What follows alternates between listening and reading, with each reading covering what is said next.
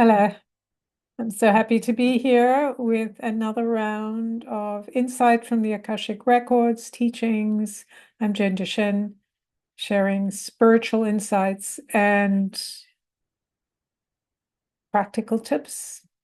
Today's topic is how do we move or evolve, become more of ourselves in difficult times? Since right now we are going through massive change and it's very rapid, there can be a lag between how we are feeling and knowing what to do and dealing with all of this change.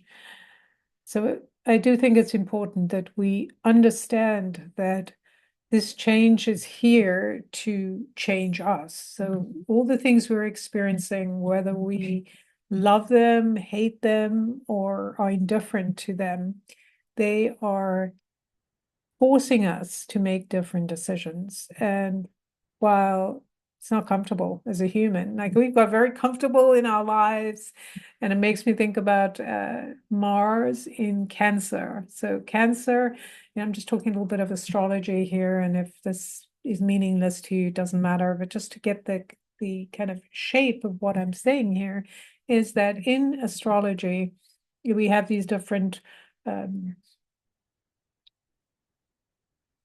planets that represent things to us, and they help us to maybe translate what's happening, right? Why is this happening? What's going on? So we can get it down to this idea that Mars is our passion, it's our libido, it's the thing that stirs us to do something. And Cancer is the place where it's our home, right? It's the place we are the most comfortable.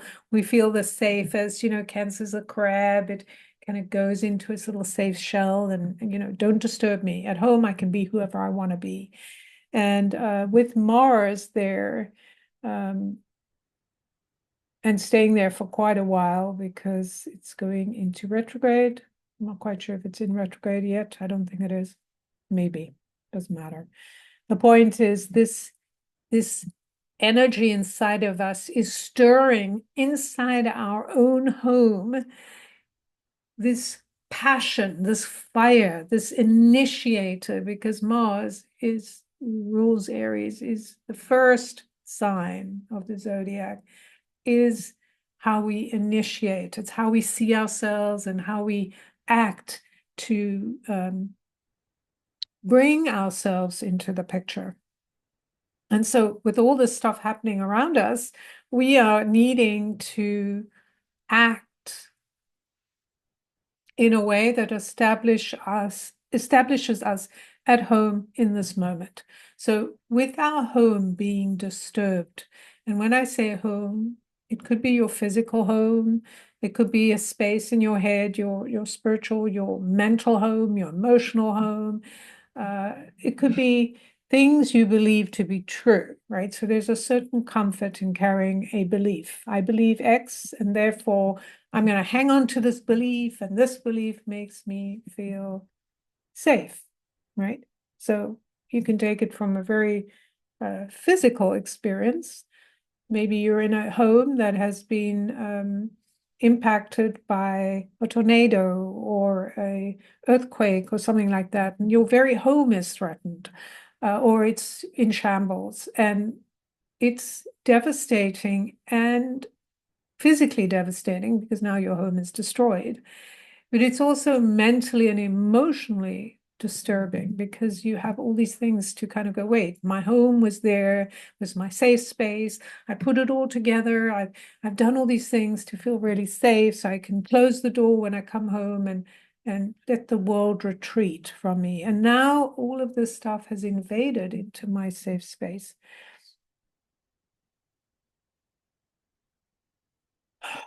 So these are big things.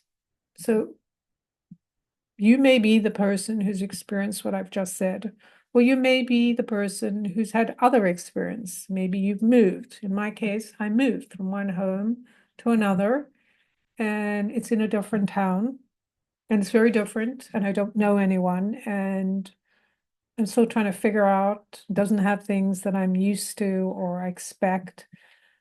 So it's challenging me to come to terms with being in a different place. How do I live in a place that I'm not familiar in? And this could be relating to how do I live with an uncomfortable belief?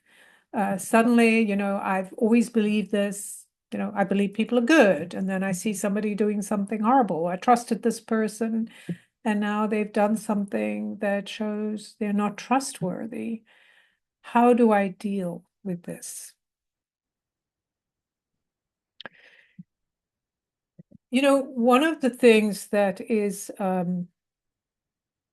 really important to understand that part of our trajectory as humans, right, from as long back as we can remember. So these are our ancestral memories, it's our genetic memories, it's our historical memories. We brought all these things with us that have certain things have happened and we've narrated it in a certain way. So we have a story about who we are, right? I'm this person because that happened. And a lot of our story is linked to the idea of being saved, having a savior, someone who's going to fix my problem. Now we have this in the way we look at things like religion, right? We look at religion, there's a figure in religion and this isn't to say I'm against religion or you shouldn't do this, this isn't any of those things. It's just, I'm just putting the story in place so you can understand that, well, it's not a judgment, it's a way of putting context, right? Of our systems, our social systems, our ways of being at peace with ourselves and things changing in our world is we have beliefs, which is good, right? We have beliefs that help us to kind of decide what our action should be, how we need to deal with the situation. So historically, we have religion that has said there's a figure, and this has not always been the case. In previous times, long ago, there were many figures, right? There were many figures, and the ancients worshipped or looked up to nature and the elements, and then there were lots of figures or places that they would stop and leave something in exchange. I'll give you this in exchange for my safe passage. And there's certainly nothing wrong with any of those things.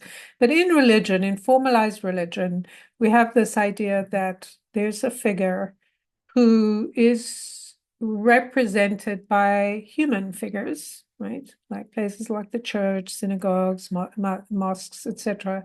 There's a figure who is a representative of God, this energy in the universe, however you look at it.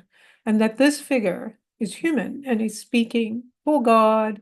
And if you want to connect to God, you go to this figure, you go to a space somewhere that this figure works at, like, and speaks from, right? So it could be anything, right? It could be the church, etc., synagogue, mosque, etc., or a chapel, or something, a place. Like for spiritual circles, people go to a circle, or, old days it was stone circles. There's all different ways that people find a place to be connected to God or the universe, whatever you call it. And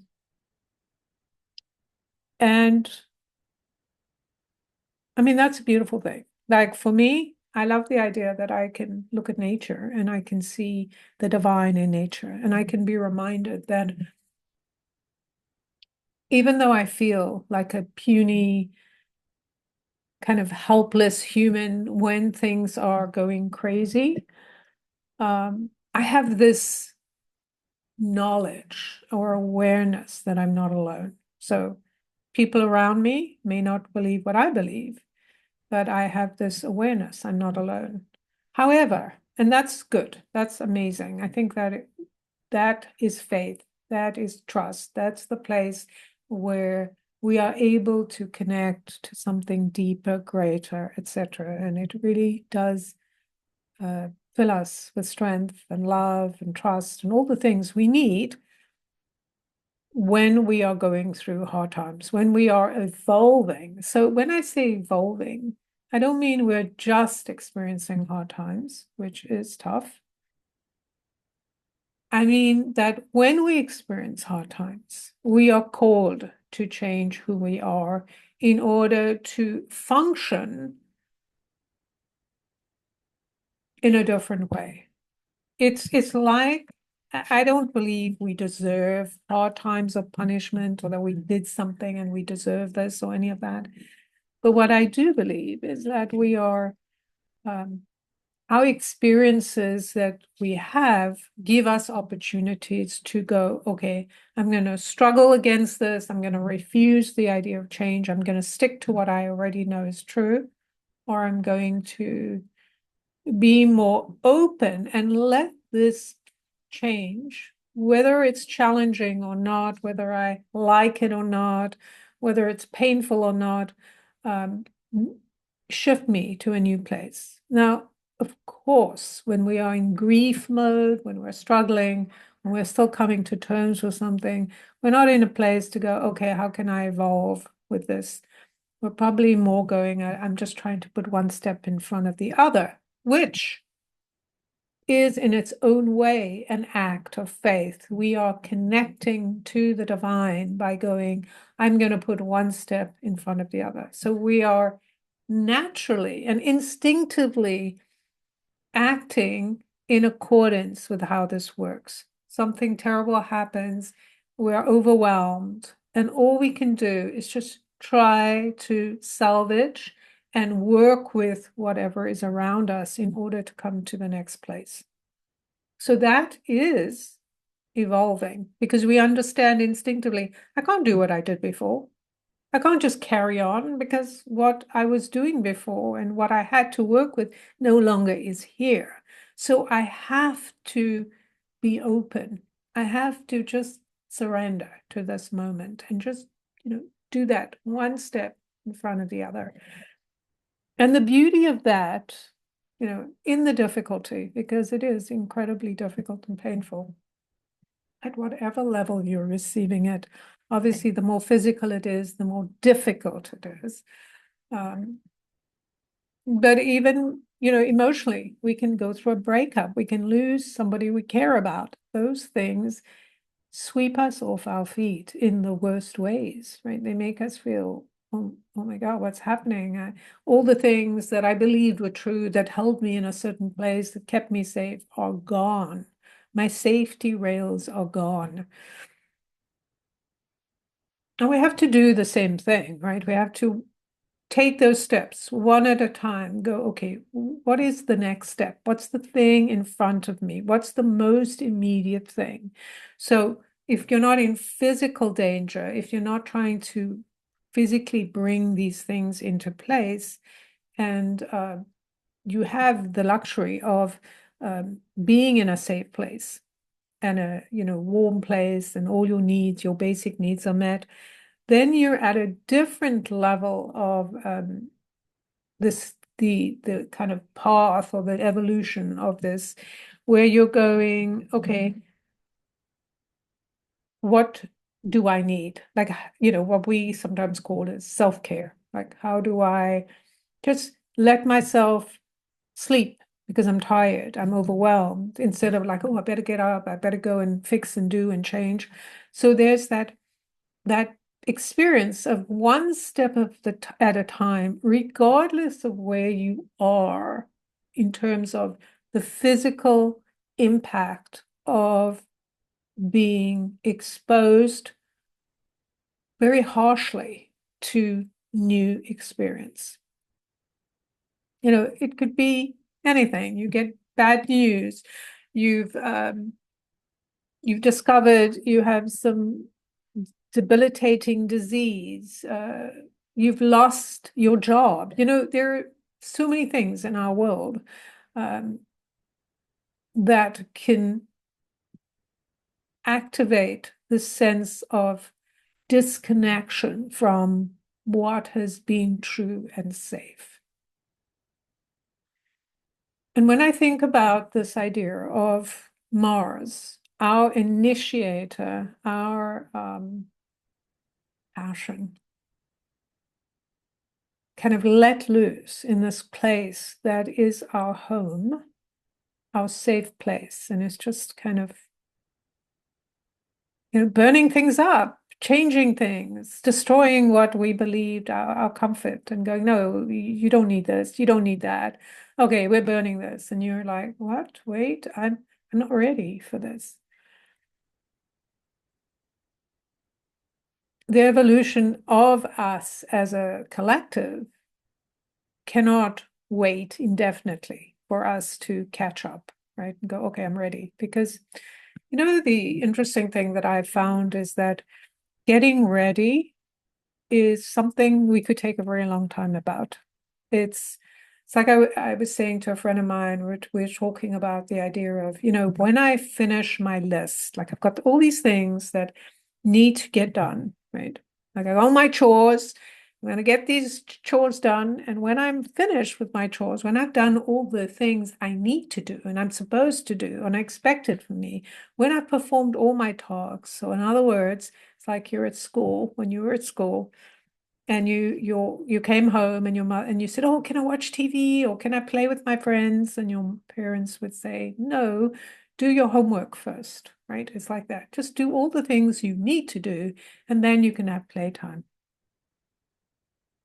But sometimes, many times, we need to turn that on its head and go, okay, let me play a little so I can feel, oh, I've just come back from school. I feel so,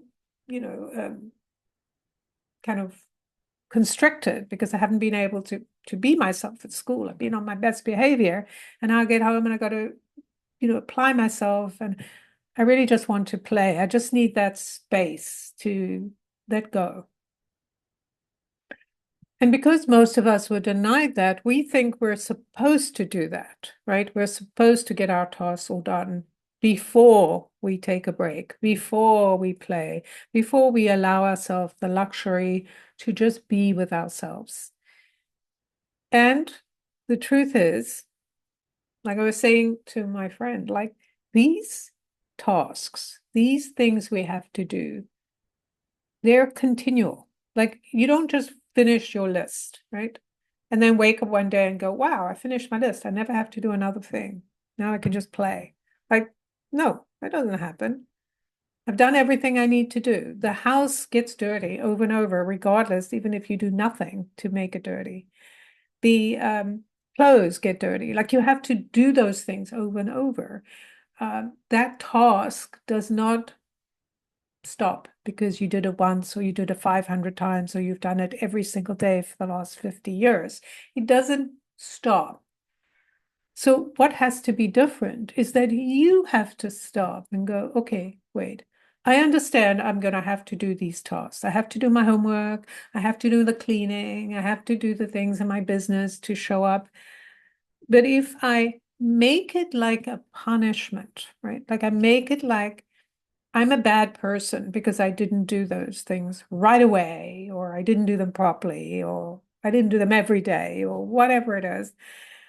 What you're saying is you can't be a good person and you can't get the reward of being a good person because you haven't done the things you're supposed to. It's like that thing.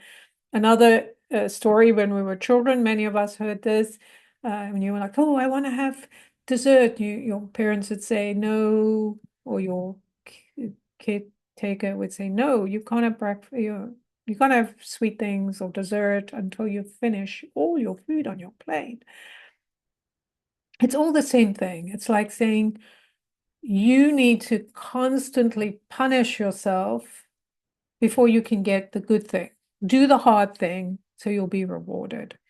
And it makes a lot of logical sense, but we're not logical beings as much as the world has told us that we are.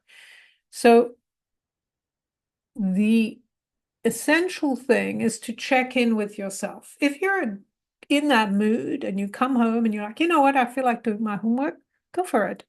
But if you come home and say, I just need to have some space, or I need to take a walk, I just need to, I don't know, sit with a cup of tea, or I need to lie down, do those things, right? Do the thing that nourishes you, that fills you, so that you have the energy to do the next thing. And these are all, none of what I'm saying is rocket science. None of what I'm saying is probably new to you. It's just I'm putting it in a way to help you understand that part of not just surviving disaster, not just surviving upheaval and change and awkwardness and think in your head, oh, can we just go back to normal? When will we get back to normal? Are we there yet? Which is what we do, most of us. We just stop wanting to go to some place that we had. Because when we experience some sort of upheaval or disaster, regardless of whether it's physically happening, mentally, emotionally, all those things, we never go back to the old way because we're not who we were. Our experience automatically changes us. So even if there's not a physical change in our world, obvious physical change, there is a change in how we see what's happened or how we behave. Sometimes something happens and we get mad. Now, we weren't mad before, so now we're looking at things through the eyes of being angry. Or maybe something happens and we come to terms with the fact that, okay, I can't put that thing back together. I can't put Humpty Dumpty together again, but I can salvage what there is and I can create something different, right? This is my opportunity. This is my break in the mold, in the, Humpty Dumpty, the egg that broke. It's like you can't put it together, but you can make an omelet or, fry an egg or whatever. You can make something different. You're not prevented from making something different. You also have to recognize that there's something called pacing that happens when you're going through change, small change or big change. It is pacing. You have to fill yourself, like I was saying, you have to do something for yourself, whatever that is, right? That helps you go, let me sit down for a moment. Let me sleep. Let me rest. Let me write, whatever. Let me take a break from what I think is reality and just be with myself so I can fill myself. I can nourish myself. I can meditate. I can just breathe. I can do that thing. And after that, when I'm in that place where I feel more settled in myself, even though my surroundings are not settled and all these things are still up in the air, it's all unknown. I feel like I've connected to myself. I've enriched myself through this practice of nourishing or taking care of myself. And so I can go, okay, what's next? So I have the capacity to do what is next without coming back to kind of beat up myself. Oh, you're stupid. You didn't do it right. Or look at you. You're pathetic. Go faster. Or how did this happen to you? Whatever. You brought it on yourself. Like all of these things we do to ourselves. So it's giving yourself that medicine, that healing, that space to just go, this happened. I feel this way, whatever way you feel, which is all good. It is, you feel what you feel, and then to choose something that helps you come into right relationship with yourself, to filling up the part of you that is able and needs to help you move through this process. Okay. Oh, just breathing. So good. Breathing through your nose, in and out, is such a beautiful way to bring us into our bodies, right? Because this is a very physical experience. Evolving is very physical. We can't just evolve here in our heads. We have to evolve physically in our body and how we live with what's around us. And this is the challenge. I have so much more to say about this evolving through challenge and change. And I'm going to stop here. And what I'm going to do is I'm going to pull a card. I am also going to invite you to think about what I'm saying and share a comment. Let me know how this lands. What do you feel? Do you have some questions about it? I'm going to come back next week and talk more about different aspects of evolving.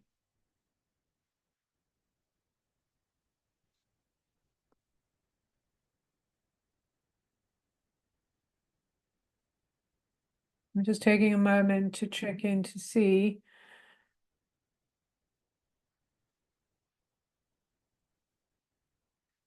There's that one piece, that one thread I may not have completed, which is the one when I was talking to my friend about this list that we have. And at the end of the day, you have to do the thing. Like if I desire to write a book, for example, but I've got all these tasks, and I say to myself, I can only write my book when I've done all these tasks. I probably will never write my book because those tasks, like I said, will keep coming. They'll keep showing up. When I finish one lot, another one will come. Something unexpected will happen. And then I'm like, okay, well, I have to put the book on the back burner. If I say, I really want to write this book, and so I'm going to make room in my life for this book, for this writing, whether it's 10 minutes a day, 30 minutes a day, whatever. I'm going to put it into my life. Then I start to shift how I treat myself. And when we come down to it, this is what I'm talking about, right? In order to evolve with challenge, with change, we need to evolve or shift how we treat ourselves, how we treat what's around us, and our response to it. Okay, that's complete. I'm going to pull a card from the Illuminating Journey cards, and I'm going to invite you. If you're interested in working with me, there are a couple of ways you can work with me. I do I'm starting a new series of short kind of one question answer that's remote. And I also do 1 hour consults. When you have something pressing, something that you want to know or need help with. That's the I want to know consults, 60 minutes. That one is $350. The remote consult is I do a recording about 20 minutes. Takes about a week or so to get it. That one is $97. And then I have options to work with me longer. So if this is something you're interested in, reach out, connect to me. You can book an appointment. I also offer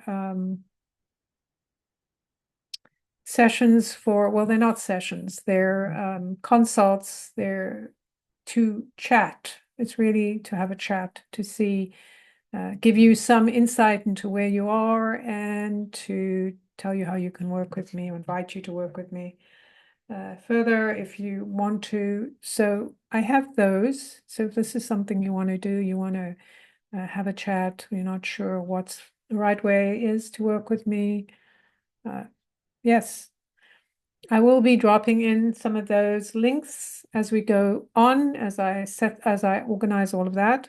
But if it's something you want, send me an email, DM me in the social circles here, drop a note here, And yes, I'm here to be of service, right? I'm here to assist those who are called to work with me. We are going through an immense, massive change everywhere, all of us. And understanding ourselves and how to support ourselves is so important. So I'm here.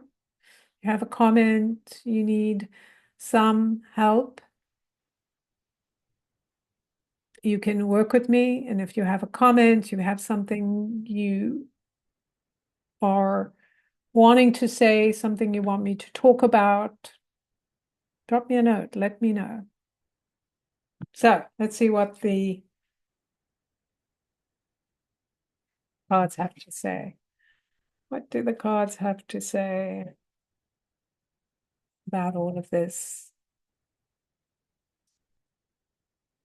Ah, the 9, the soul portal 9.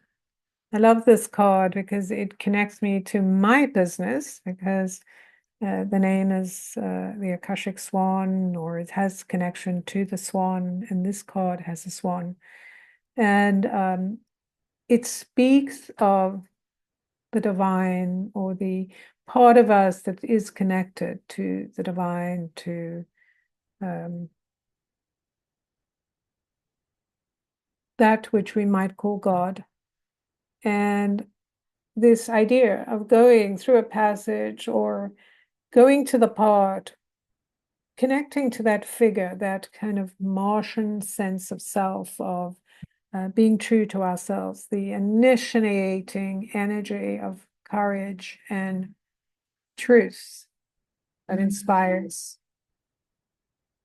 There's a lot of noise out there, so I'm not sure if that's interesting. When we have noise, we inspire to the truth, to being solid with ourselves.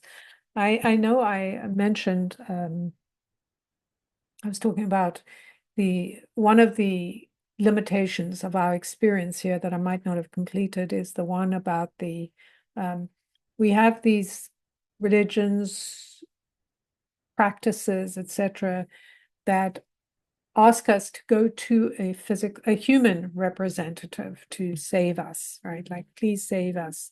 Please save me. I'm in a terrible place. I don't know what to do. Save me. And in a sense, and this may not be true for you, in a sense, when we are asking to be saved, we are saying, I don't have any power. I'm powerless, but you have power. So you fix it so I can feel safe. And the truth is, we're breaking that cycle. We're breaking that cycle of going, okay, I don't have any power, but you have power. So, help me, save me.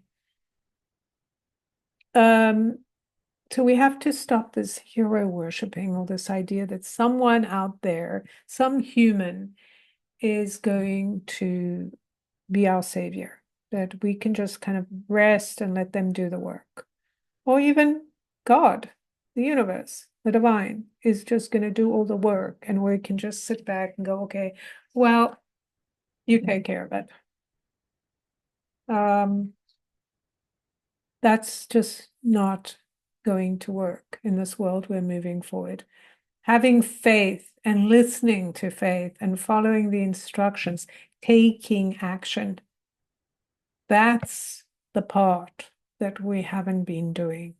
And that's the part that we need to do, right? That's the part, just like I was saying, when you are going through change and you want to come to terms of, oh my goodness, what's happening? I don't know what to do. My home is, the thing I believed is collapsing. Your first instinct may be to pray, to go to finding that devotional practice, which is beautiful, right? I really need to remember I'm not alone. And the second part of that is the action you take based on that communication, right? I have to do something, right? My house is in shambles. I'm going to have to pick up and do things or find a place to go. I have to take action. I can't just lie there and go, okay, somebody else fix it. Somebody else do it, regardless of who you're calling to for help. Because yes, that energy exists. I believe it. And I know it's not enough to have that belief. You have to still do things. You have to show up. It's like that joke. And I know I said I'd be complete, but this, I need to say this. There's a joke that has done the rounds many times where the person is drowning and they're calling for God to save them. God, save me, save me. And a boat comes and they don't get in. And then something else comes and they don't get it because it's not God. It's a boat. It's a something drops from the sky. It's not God. Therefore, where are you? Help me, save me. And then God goes, yeah, I sent you the boat. I sent you this. I sent you that. You know, like this is the point that when we believe and we ask for assistance, when the assistance comes, we have to take that, even if it's not what we expect. When the boat comes, we have to get on the boat. Okay, I wasn't expecting a boat. I was expecting an angel to come down and pick me up or whatever. But this is the action part. And so this card is what reminds me of this. In order to be with our power, to be with the initiator within us and our devotion and connection to the divine, we have to take action to take care of ourselves. And then we have to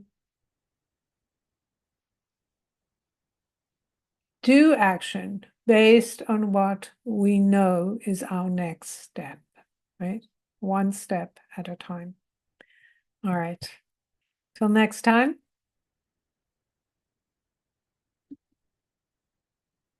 Sending you much love.